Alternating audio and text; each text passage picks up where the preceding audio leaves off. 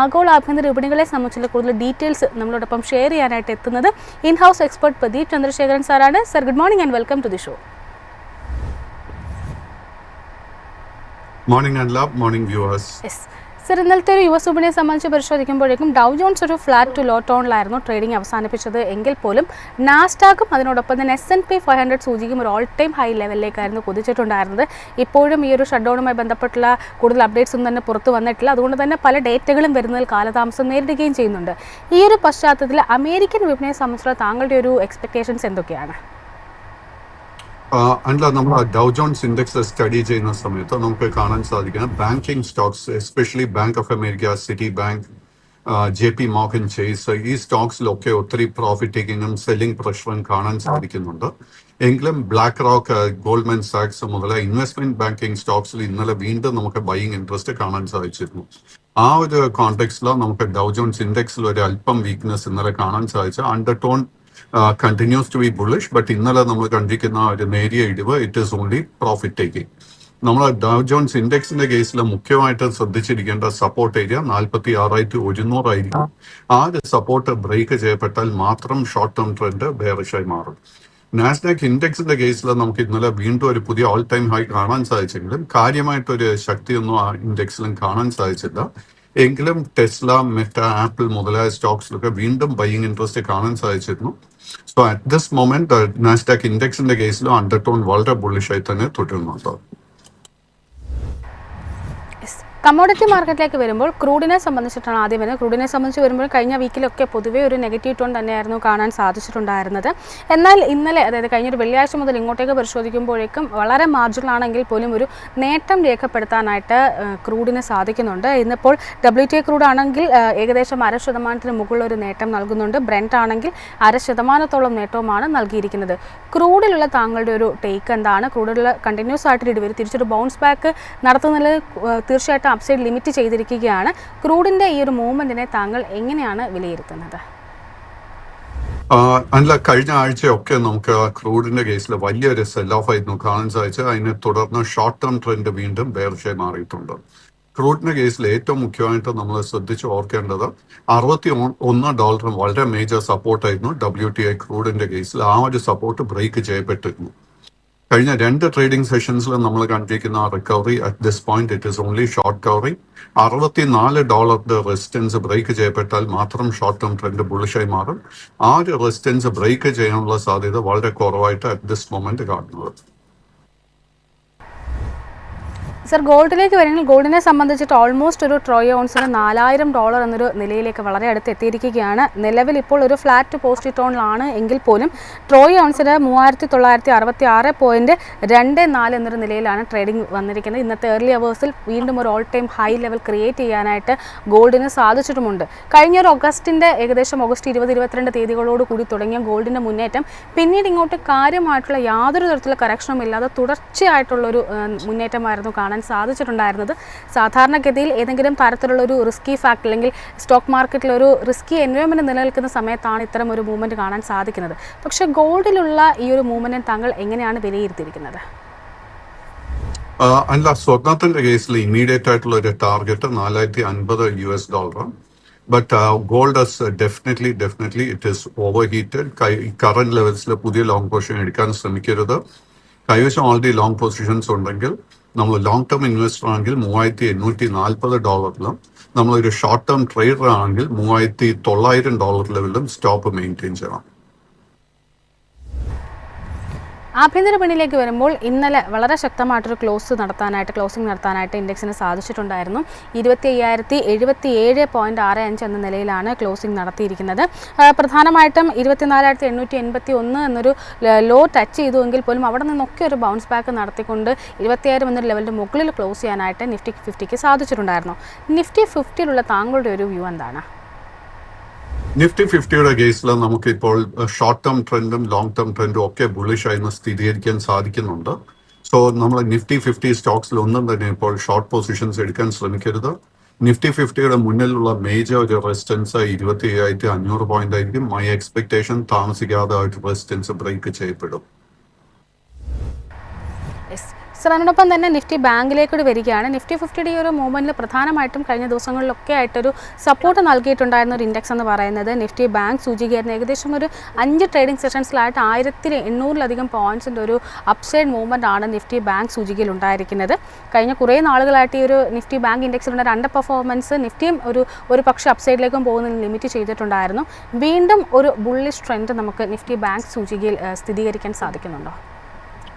തീർച്ചയായിട്ടും. So Nifty bank ഇൻഡെക്സിന്റെ കേസിലും കഴിഞ്ഞ ആഴ്ച നമുക്ക് കിട്ടിയ നേട്ടത്തിനെ തുടർന്ന് ഷോർട്ട് ടേം ട്രെൻഡ് ബുള്ളിഷായി മാറിയിട്ടുണ്ട്. സോ നിഫ്റ്റി ബാങ്കിങ് സ്റ്റോക്സിലും നമ്മൾ തൽക്കാലം ഷോർട്ട് പൊസിഷൻസ് ഒന്നും തന്നെ എടുക്കാൻ ശ്രമിക്കരുത്. നിഫ്റ്റി ബാങ്ക് ഇൻഡെക്സിന്റെ കേസിൽ ഇമ്മീഡിയറ്റ് ആയിട്ട് 2 റെസിസ്റ്റൻസ് ഇനി നമ്മൾ ശ്രദ്ധിക്കേണ്ട. ആദ്യത്തെ 56,500, അത് ബ്രേക്ക് ചെയ്യപ്പെട്ടാൽ 57,000 പോയിന്റ്. സാറിനോടൊപ്പം ഇന്നലെ എടുത്തു പറയേണ്ടുന്ന ഒരു മൂവ്മെൻറ്റ് നടന്നിരിക്കുന്ന ഒരു ഇൻഡെക്സ് എന്ന് പറയുന്നത് നിഫ്റ്റിയുടെ IT സൂചികയായിരുന്നു. IT ഇൻഡെക്സിനെ സംബന്ധിച്ച് ഏകദേശം 2.25% മുകളിൽ ഒരു നേട്ടമായിരുന്നു നൽകിയിട്ടുണ്ടായിരുന്നത്. ഒക്ടോബർ 9 അതായത് മറ്റന്നാളോടുകൂടി TCSന്റെ റിസൾട്ട് വരികയാണ്. കോർപ്പറേറ്റ് സീസണൊക്കെ ആരംഭം കുറിക്കുകയാണ്. ഇന്നലത്തെ ഏറ്റവും മികച്ചൊരു മുന്നേറ്റം നടത്തിയിരിക്കുന്ന ഒരു ഓഹരി എന്ന് പറയുന്നതും TCS ആയിരുന്നു. IT ഇൻഡെക്സിലും ഒപ്പം തന്നെ TCSലുമുള്ള താങ്കളുടെ ഒരു ടേക്ക് എന്താണ്? അല്ല, IT ഇൻഡെക്സിന്റെ കേസിലും TCS, Infosys, HCL tech, Wipro മുതലായ ലാർജ് ടെക്നോളജി സ്റ്റോക്സിലൊക്കെ ട്രെൻഡ് വളരെ ബെയറിഷായി തന്നെ തുടരുന്നു. ആൻഡ് നമുക്ക് ഈ സ്റ്റോക്സിലോ ഈ ഇൻഡെക്സിലോ ബോട്ടം കണ്ടുവന്ന് സ്ഥിരീകരിക്കാൻ സാധിക്കുന്നില്ല. നിഫ്റ്റി IT ഇൻഡെക്സിന്റെ കേസിൽ ഏറ്റവും മുഖ്യമായിട്ട് ഇപ്പോൾ നമ്മൾ ശ്രദ്ധിച്ചിരിക്കേണ്ട റെസിസ്റ്റൻസ് 35,350 പോയിന്റ് ആയിരിക്കും. ആ ഒരു റെസിസ്റ്റൻസിന് മുകളിൽ 2 ട്രേഡിംഗ് സെഷൻസിലെങ്കിലും ക്ലോസ് ചെയ്യാൻ സാധിച്ചാൽ മാത്രമേ നമുക്ക് ഷോർട്ട് ടേം ട്രെൻഡ് റിവേഴ്സൽ സ്ഥിരീകരിക്കാൻ സാധിക്കത്തുള്ളൂ. ലോങ് ടേം ട്രെൻഡ് ബുള്ളിഷായി മാറണമെങ്കിൽ 37,700 റെസിസ്റ്റൻസ് ബ്രേക്ക് ചെയ്യണം. അറ്റ് ദിസ് പോയിന്റ് ആ ഒരു റെസിസ്റ്റൻസ് ബ്രേക്ക് ചെയ്യാനുള്ള പോസിബിലിറ്റി വളരെ കുറവായിട്ടാണ് കാണുന്നത്. TCSന്റെ സ്പെസിഫിക് കേസ് വരുമ്പോഴേക്കും സിമിലർ പാറ്റേൺ. ആൻഡ് TCSന്റെ കേസിൽ നമ്മൾ ആദ്യം തന്നെ ശ്രദ്ധിച്ചിരിക്കേണ്ടത് 3,100, അത് ബ്രേക്ക് ചെയ്യപ്പെട്ടാൽ 3,250, ആ ഒരു റെസിസ്റ്റൻസ് ബ്രേക്ക് ചെയ്യപ്പെട്ടാൽ 3,480 രൂപയായിരിക്കും റെസിസ്റ്റൻസിൽ. 3,480 റെസിസ്റ്റൻസ് ബ്രേക്ക് ചെയ്യാൻ സാധിച്ചാൽ മാത്രം ലോങ് ടേം ട്രെൻഡ് ബുള്ളിഷായി മാറും. ഈ ഒരു കോണ്ടെക്സ്റ്റിൽ നമ്മൾ എപ്പോഴും ഓർക്കേണ്ടത് റിസൾട്ട് വരുന്നതിന് തൊട്ട് മുൻപ് IT സ്റ്റോക്സിലൊക്കെ നമ്മൾ റിക്കവറിയും ഷോർട്ട് കവറിങ്ങും ഒക്കെ കഴിഞ്ഞ 3-4 ക്വാർട്ടേഴ്സിൽ കാണുന്നുണ്ട്. സോ നമ്മൾ വളരെ സൂക്ഷിച്ച് ശ്രദ്ധിച്ചു വേണം ലോങ് പൊസിഷൻസ് എടുക്കാൻ പ്ലാൻ ചെയ്യുന്നുണ്ടെങ്കിൽ എടുക്കേണ്ടത്. സർ, ഒപ്പം തന്നെ ഇന്നലെ ഒരു വലിയ തോതിൽ ഇടിവ് രേഖപ്പെടുത്തിയ ഒരു ഓഹരിയായിരുന്നു ട്രെൻഡിനെ സംബന്ധിച്ച് പരിശോധിക്കുമ്പോഴേക്കും അവരുടെ ബിസിനസ് അപ്ഡേറ്റ്സ് ഇന്നലെ പുറത്തു വന്നിട്ടുണ്ടായിരുന്നു. റവന്യൂലടക്കം ഒരു ഭേദപ്പെട്ട നമ്പർ റിപ്പോർട്ട് ചെയ്യാനായിട്ട് കമ്പനിക്ക് സാധിക്കുമെന്നാണ് ബിസിനസ് അപ്ഡേറ്റിൽ സൂചിപ്പിച്ചത്. ഏകദേശം 17% ഇയർ ഓൺ ഇയർ ബേസിലുള്ള ഒരു ഗ്രോത്ത് ആണ് സ്റ്റാൻഡ് ലോൺ റവന്യൂവിൽ ഇപ്പോൾ എക്സ്പെക്ട് ചെയ്തിരിക്കുന്നത്. ഏകദേശം 40 സ്റ്റുഡിയോസ് സ്റ്റോറുകളും അതിനോടൊപ്പം തന്നെ 13ഓളം വെസ്റ്റ് സൈഡിൻ്റെ സ്റ്റോർസും ഒക്കെ ഓപ്പൺ ചെയ്യാനായിട്ട് സാധിച്ചുവെന്നും കമ്പനി ബിസിനസ് അപ്ഡേറ്റിൽ സൂചിപ്പിച്ചിട്ടുണ്ടായിരുന്നു. പക്ഷേ ഓഹരികളിലേക്ക് വരികയാണെങ്കിൽ ഇന്നലെ ഏകദേശം 0.8% ഒരു ഇടിവായിരുന്നു ട്രെൻഡ് ഓഹരികൾ രേഖപ്പെടുത്തിയിട്ടുണ്ടായിരുന്നത്. അതിനൊരു പ്രധാന കാരണമെന്ന് പറയുന്നത് അനലിസ്റ്റുകൾ സൂചിപ്പിച്ചിരിക്കുന്നത് 2021 ശേഷമുള്ള ഏറ്റവും മോശപ്പെട്ട ഒരു ഗ്രോത്ത് നമ്പേഴ്സാണ് ഇപ്പോൾ പബ്ലിഷ് ചെയ്തിരിക്കുന്നതെന്നും ഏകദേശം അതിൻ്റെ ഒരു മീഡിയം ടൈം ടാർഗറ്റായി 25% നിന്ന് വളരെയധികം താഴെയാണ് ഇപ്പോൾ റിപ്പോർട്ട് ചെയ്തിരിക്കുന്ന റവന്യൂ ഗ്രോത്ത് എന്നൊരു കാരണവുമാണ് ചൂണ്ടിക്കാട്ടിയിരിക്കുന്നത്. ട്രെൻഡിലുള്ള താങ്കളുടെ ഒരു ടേക്ക് എന്താണ്?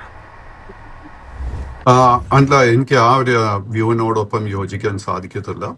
നമ്മൾ ട്രെൻഡിന്റെ കേസിൽ നമ്മൾ ഡിസംബർ 23 വെറും 1,600 രൂപയിൽ ട്രേഡ് ചെയ്യുന്ന ട്രെൻഡ് കഴിഞ്ഞ 24 ജൂൺ ജൂലൈ മാസത്തോടുകൂടി 8,400 രൂപ വരെ നേട്ടം നൽകിയിരുന്നു. That is nearly 700% return. So ഇത്രയും വലിയൊരു റാലി നടക്കുന്ന സമയത്ത് നാച്ചുറലി ആ ഒരു സ്റ്റോക്കിൽ അതിന് തുല്യമായിട്ടുള്ള ഒരു പ്രോഫിറ്റ് ടേക്കിംഗ് നടക്കും. നമ്മൾ ട്രെൻഡിന്റെ കേസിൽ ജൂലൈ 2024 ശേഷം ആ ഒരു പ്രോഫിറ്റ് ടേക്കിംഗ് കണ്ടുകൊണ്ടിരിക്കുന്നത്. ആക്ച്വലി നമ്മൾ ട്രെൻഡിന്റെ ചാർട്ട് സ്റ്റഡി ചെയ്യുന്ന സമയത്ത് നവംബർ 2024 മുതൽ തന്നെ long term trend and short term trend രണ്ടും ബെയറിഷായി മാറിയിരുന്നു. ആ ഒരു വ്യൂവിൽ ഒരു മാറ്റവും കഴിഞ്ഞ ഓൾമോസ്റ്റ് ഒരു വർഷത്തിനിടെ വന്നിട്ടില്ല. ട്രെൻഡിന്റെ കേസിൽ നമുക്ക് പുതിയ ലോങ് പൊസിഷൻ എടുക്കാൻ ഒരു അവസരവും കാണുന്നില്ല. ട്രെൻഡിന്റെ കേസിൽ മേജർ സപ്പോർട്ട് ഏരിയ 4,400, ആ ഒരു സപ്പോർട്ട് ഹോൾഡ് ചെയ്യാൻ സാധിച്ചാൽ മാത്രം നമുക്ക് വരും ആഴ്ചകളിൽ ഒരു പുതിയ ബൈങ് അവസരം ലഭിക്കും.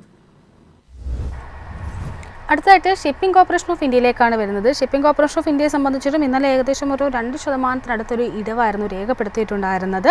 കഴിഞ്ഞ കുറേ നാളുകളായിട്ട് ഏകദേശം ഒരു ജൂൺ പകുതിയോടുകൂടി ഇങ്ങോട്ടേക്ക് പരിശോധിക്കുമ്പോൾ വളരെ കൺസോൾഡേറ്റഡ് ആയിട്ടൊരു മൂവ്മെൻ്റ് ആണ്, അല്ലെങ്കിൽ സൈഡ് വൈസ് ആയിട്ടൊരു മൂവ്മെൻ്റ് ആണ് നമുക്ക് ഈ ഒരു ഷിപ്പിംഗ് കോർപ്പറേഷൻ ഓഫ് ഇന്ത്യ ഓഹരികൾ കാണുന്നത്. ഷിപ്പിംഗ് കോർപ്പറേഷൻ ഓഫ് ഇന്ത്യയിലുള്ള താങ്കളുടെ ഒരു ടേക്ക് എന്താണ്? ഷിപ്പിംഗ് കോർപ്പറേഷന്റെ കേസിൽ long and short term trend രണ്ടും സൈഡ് വേസ് ആയി തുടരുന്നു. ഈ ഒരു സ്റ്റോക്കിൽ 245 രൂപ വളരെ മേജർ ഒരു റെസിസ്റ്റൻസ് ആയിട്ട് കാണുന്നുണ്ട്. ആ ഒരു റെസിസ്റ്റൻസ് ബ്രേക്ക് ചെയ്യപ്പെട്ടാൽ മാത്രമേ നമുക്ക് ഈ ഒരു സ്റ്റോക്കിൽ ലോ റിസ്ക് ഒരു ബൈങ് അവസരം ലഭിക്കാൻ പോകുന്നുള്ളൂ. കൈവശം ഓൾറെഡി ലോങ് പൊസിഷൻ ഉണ്ടെങ്കിൽ 195 സപ്പോർട്ടായിരിക്കും നമ്മൾ ശ്രദ്ധിച്ചിരിക്കേണ്ടത്.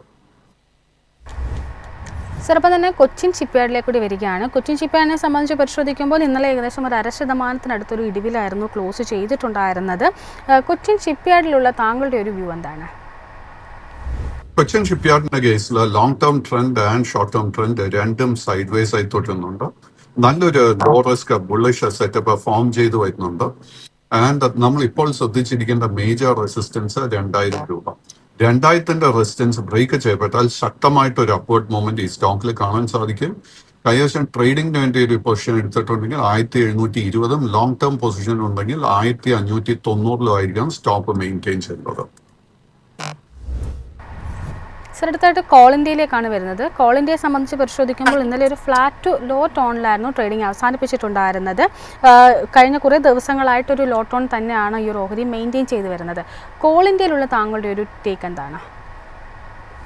അൺഫോർച്ചുനേറ്റ്ലി കോൾ ഇന്ത്യയുടെ കേസിൽ both long and short term trend രണ്ടും ബെയറിഷ് ആയി തുടരുന്നു. ഈ ഒരു സ്റ്റോക്കിൽ നമുക്ക് ഇതിന്റെ ബോട്ടം കണ്ടു എന്ന് സ്ഥിരീകരിക്കാൻ സാധിക്കുന്നില്ല. അതുകൊണ്ട് തന്നെ നമ്മൾ തൽക്കാലം ലോങ് പൊസിഷൻസ് ഈ സ്റ്റോക്കിൽ അവോയ്ഡ് ചെയ്യുക. സർ, അടുത്തതായിട്ട് GRSലേക്ക് കൂടി വരികയാണ്. കൊച്ചിൻ ഷിപ്പ്യാർഡിനെ സംബന്ധിച്ച് നമ്മൾ ഓൾറെഡി സംസാരിച്ചിട്ടുണ്ടായിരുന്നു. അടുത്തായിട്ട് GRSലേക്ക് വരുമ്പോൾ തീർച്ചയായിട്ടും ഇന്നലെ ഏകദേശം ഒരു 0.5% മുകളിൽ ഒരു നേട്ടം നൽകിക്കൊണ്ട് ക്ലോസ് ചെയ്യാനായിട്ട് കാണുന്നുണ്ട്. സെപ്റ്റംബർ 30 ശേഷം ഇങ്ങോട്ടേക്ക് തുടർച്ചയായിട്ടുള്ളൊരു നേട്ടം നൽകി വരുന്നൊരു ഓഹരി കൂടിയാണ് GRSയിലുള്ള താങ്കളുടെ ഒരു വ്യൂ എന്താണ്? നമ്മൾ കൊച്ചിൻ ഷിപ്പ്യാർഡിന്റെ കൂടെ കമ്പയർ ചെയ്യുമ്പോഴേക്കും GRSയിൽ ആക്ച്വലി കുറെ കൂടെ ശക്തി കാണാൻ സാധിക്കുന്നുണ്ട്.